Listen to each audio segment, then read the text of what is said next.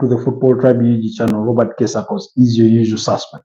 It's a bit of a cold evening down in Kampala, given the nearly half days downpour that we did have of visuals. But bear with me as you allow me to do the honors of testing our audios so that we do not get anything wrong. We really want to get it right. Plenty of things to talk about. Of course, the starting lineups are out. A bit of a surprise there that Luis Enrique has pulled on Arsenal, bringing in Bradley Bacola and Zadowe in the same starting 11 and dropping Ousmane Dembele to the bench. So we're going to be discussing that and more in today's broadcast. So as I wait for you guys to join me, yes, I'm waiting for you guys to join the broadcast.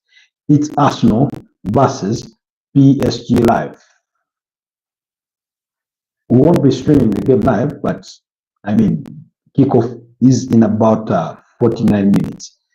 So for those of you that get to, to know what's happening, yeah, please join us as Mikel Arteta returns to Parc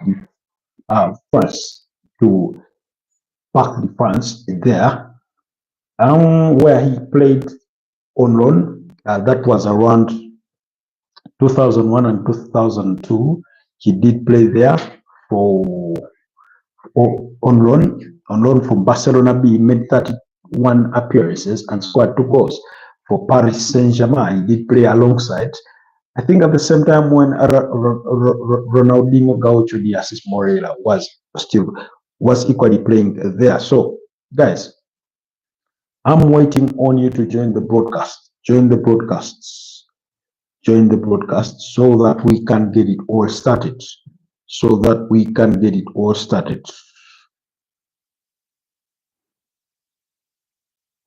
Yes, I'm waiting for you guys to join the broadcast so that we can start the conversation, so that we can start today's conversation.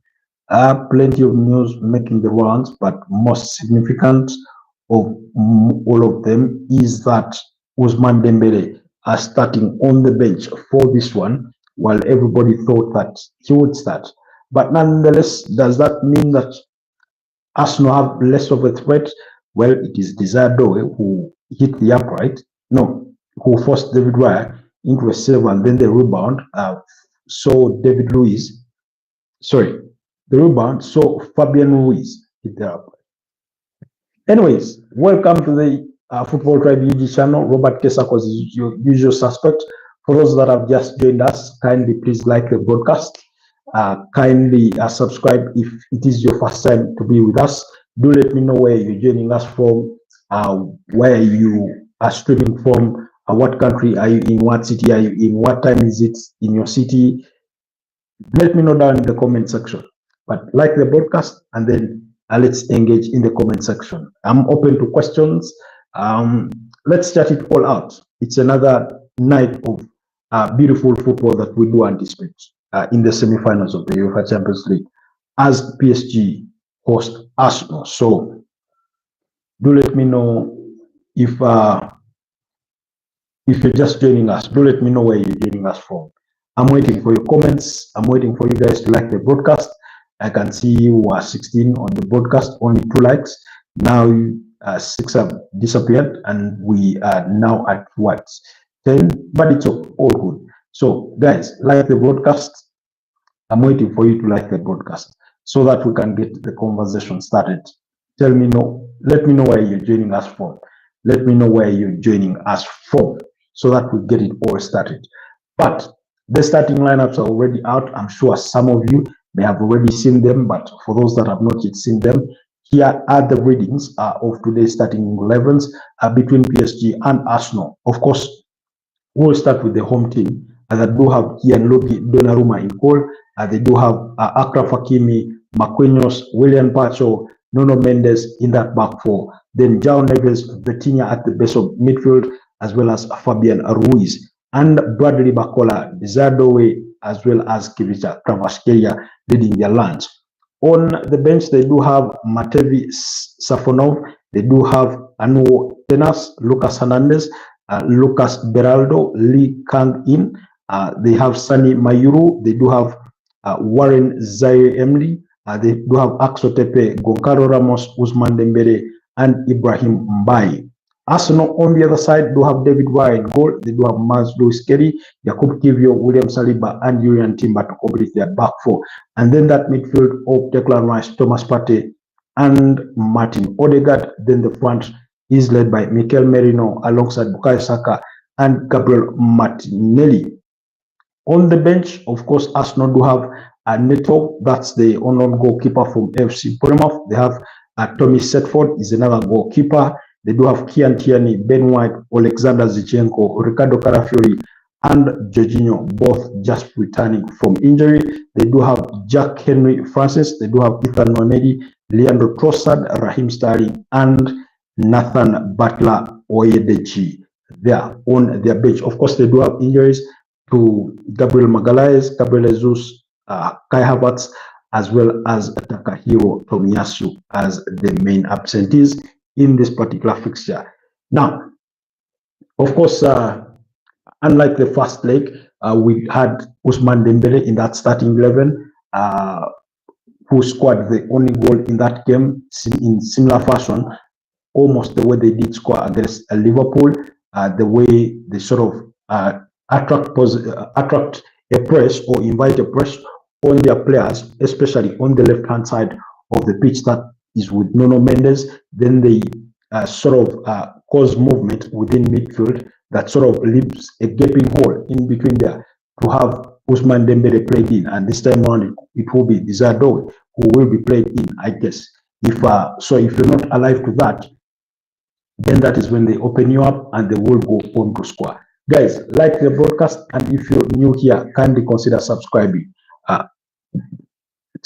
Kindly consider subscribing to the channel so that we can continue to grow. But the love is much appreciated for all of you that do spend the time with us during these live broadcasts. So Arsenal on the other side, of course, they were without Thomas Partey in the starting 11 for the first leg. He was out due to suspension, and now he is back. Now, if Arsenal are to do anything positive in this particular game in terms of a comeback or completing their own remontada, it will require Thomas Partey to be at the peak of his game to help Arsenal dominate that midfield alongside Declan Rice, alongside Martin Odegaard. They have to be at their very best. And going forward, Bukayo Saka has to do better than he did against Nuno Mendes in the first leg. I thought Nuno Mendes managed to keep him quiet. And then Gabriel Martinelli ought to do much better than he did in the first leg, beating Achraf Hakimi, but also picking better spots when he gets the opportunity to have a shot at goal.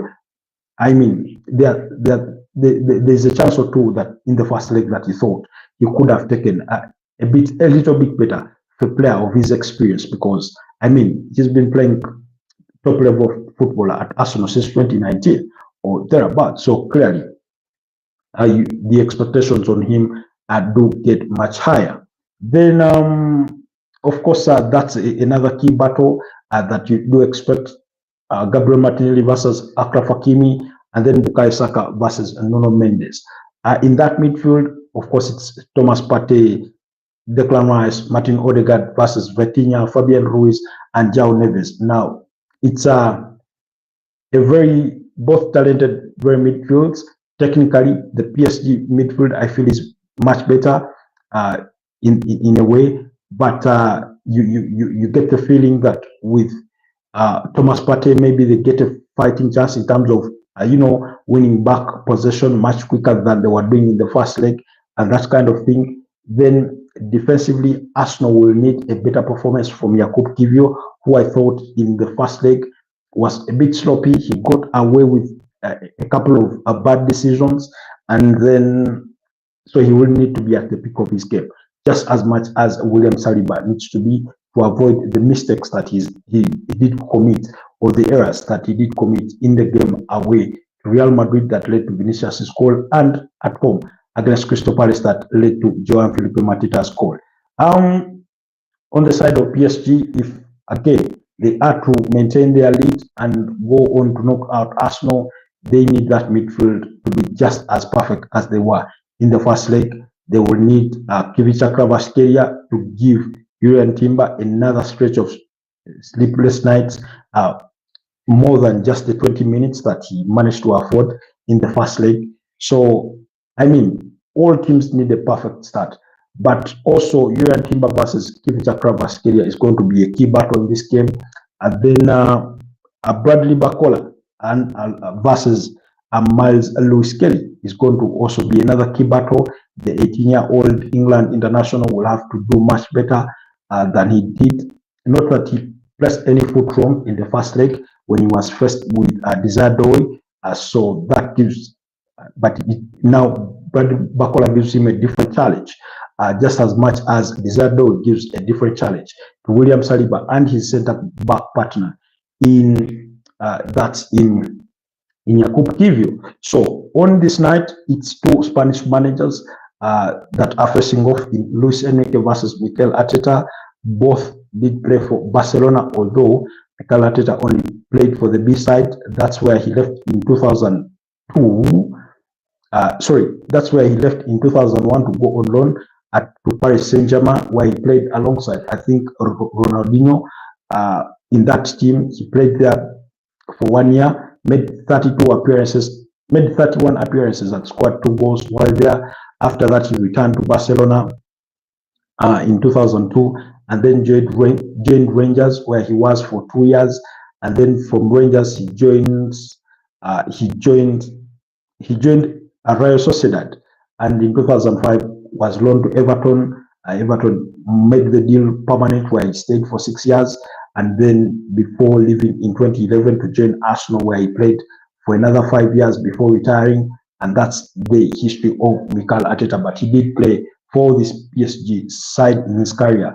And Luis Enrique, on the other side, we are talking about a manager that guided Barcelona to the treble in 2015. Barcelona's dream for a treble this season ended. Yes, Dragonfire, welcome back to the broadcast. Thank you so much for being with us tonight. How are you doing? How has been your day? Do let me know. Much appreciated for the love. And kindly like the broadcast as always.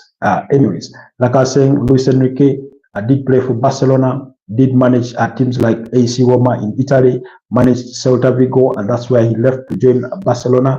And yeah, he had a very good spell, won 2 Spanish La Liga titles. So Barcelona yesterday being knocked out by Inter Milan on 7-6 aggregate, following that 4-3 victory for Inter Milan after extra time. To see out Barcelona so much, to see that Barcelona team of Rafinha, Lamine Yamal, Fermin Lopez, Dani Olmo, all broken into tears when they got knocked out of the competition. Of course, they were chasing the treble. They've already won the Copa del Rey, beating up against Real Madrid in the finals by 3 goals to 2. And now they were pushing. They are on the summit of the Spanish La Liga affairs, leading with 4 points. Although on the weekend we do have an El Clasico in which they will face off with Real Madrid, and then if they do win that game, then clearly there will be just 1 win away from clean sheet. This season is a Spanish La Liga title, but if Real Madrid beat them, then it means Real Madrid will go within just a point behind them in the pursuit of that UEFA Champions League title. Remember, they did beat up against Real Madrid in the first leg by 4 goals to 0. That's in the Spanish La Liga. But that was the game yesterday. Barcelona being knocked out of the UEFA Champions League, and Inter Milan advancing to the finals. And that will be in Munich. Inter Milan going to their 2nd final of the UEFA Champions League in a space of 3 years, having lost in 2023 in the finals to Manchester City. So they are already seated waiting to see who joins them in the final between Arsenal and Paris Saint-Germain. Guys, do let me know what your predictions are for tonight's game. It may not be the perfect score, but do let me know what your predictions are. Do let me know who you think will advance to the finals, whether it is in normal time, whether it's after extra time, or even on penalties, depending on how you assess things. But yeah, action is getting underway in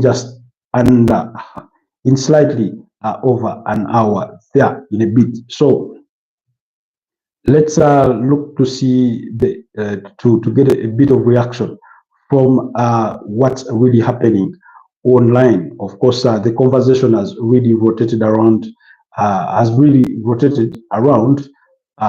Dembele being left out of the starting 11, but that was to be expected in part, given that he had suffered a minor injury or a knock in the first leg as they beat up against Arsenal. Of course, he scored that goal. He also scored the goal that, guided PSG to the penalty kicks when they were facing off with Liverpool. That was in the round of 16 of this year's UEFA Champions League. So that's that. So what do we expect? Let's see what are our expectations. Let's try and see if there's a bit of reaction as per this fixture. Let's see what's trending. Of course, Bakola is one of those trending, but let's see what people are saying in regards to this particular fixture that is coming your way in just a few minutes. Where do we even start? Okay, let's try to see the conversation under the hashtag PSGARS, short form for Arsenal. Ronaldinho Gaucho tweeting earlier on saying a day to make history, a lazy Paris. Of course, we know he played for PSG, and it's no surprise that he is supporting PSG. Then again, we can see Irish Gunners in Paris. We can see a group, a cohort of Arsenal traveling fans are there in Paris at a pub, getting themselves ready for the game. Then what kind of reaction do we get from here? Let's see. Plenty of reaction, but I'm just trying to filter out what's worth reading, what's not worth, giving the light of day in regards to that reaction. Of course, a lot of banter from rival fans, especially those Arsenal rival fans from Tottenham. There's a lot of that going. Then, okay. I think both teams are geared up for this one in high spirits. I think all teams will be looking for that early goal, because if PSG do get the early goal fast, then it stretches. Arsenal makes them more vulnerable, because that would mean that they have a 2-0 deficit, which becomes harder to climb themselves out of. So they would need to give it their full go to try and attack the game, which then leaves them open at the back. But then also, if Arsenal score fast, it may entice PSG to try and push to get that goal, that equalizer in the game, and then that also would equally mean committing numbers up front, which may leave a PSG exposed at the back. So that all that is to be expected, all that can happen in today's fixture. Let's see what people are saying about this Paris Saint-Germain team. There's a photo making the rounds online of the mural, of a tifo saying Arsenal bought jobs since 06, meaning because Arsenal, remember, Arsenal returned to Parc de France, not for the first time since 2006, but it is where they did play when they went on to lose the finals in 2006, losing to Barcelona by 2-1. So it's a bit of an emotional return historically for the club, but they also did return there in 2016, and they played PSG, that game ending in a 1-1 draw for as far as I can remember. Then, like I said, players like Martin Odegaard, William Saliba, Bukayo Saka will need to really step up if Arsenal to have a chance. Then PSG have lost all 3 of their semi-final games on home soil in the Champions League. 1994-95 season, they lost to AC Milan by 1-0. In 2020-2021, they lost to Man City by 2-1. And in 2023-2024, they lost to Borussia Dortmund by 1-0. So for those of you that care for history, that care for statistics, there it is, PSG winless in the last 3 semi-final games on their home soil. Then Okay, this is as far as head-to-head is concerned, both teams have met 5 times so far in the UEFA Champions League. I think, sorry, yes, they've met 3 times. They've met 3 times. No, they've met 4 times, sorry. 2 draws, that's in the 2017-2016 season. A 2-all draw at the Emirates and the 1-all draw at Parc de France. Then they met earlier on this season in the league format, and Arsenal won that game by 2-0. Then the first leg of the semi-finals, which PSG won by a goal to nil. So that's as far as the previous 4 meetings concerning these two sides did go.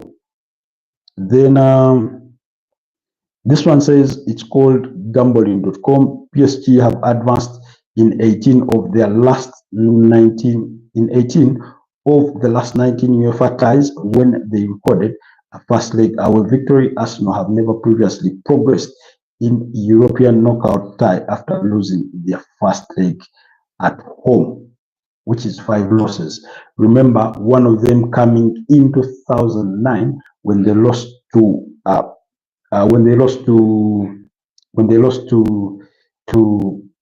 Manchester United in one of those engagements. They lost to Manchester United by 1-0 at Old Trafford, and then lost in the subsequent fixture, which was at the Emirates Stadium, by 3-1.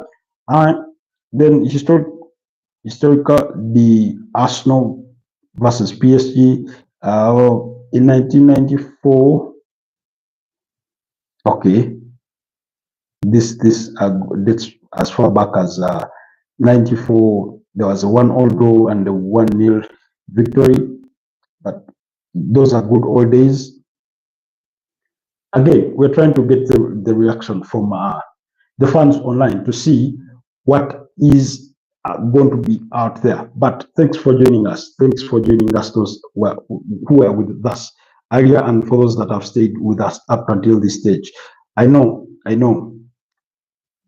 nerves have started kicking in. The hope is either growing or dwindling down, and that will continue to change as the game goes on. I do expect that we'll have an engagement at halftime. I do expect that we'll have an engagement at full time. Otherwise, for now, allow me to wrap it here and wish you a wonderful game. Enjoy yourselves as you watch the game. Bye-bye for now.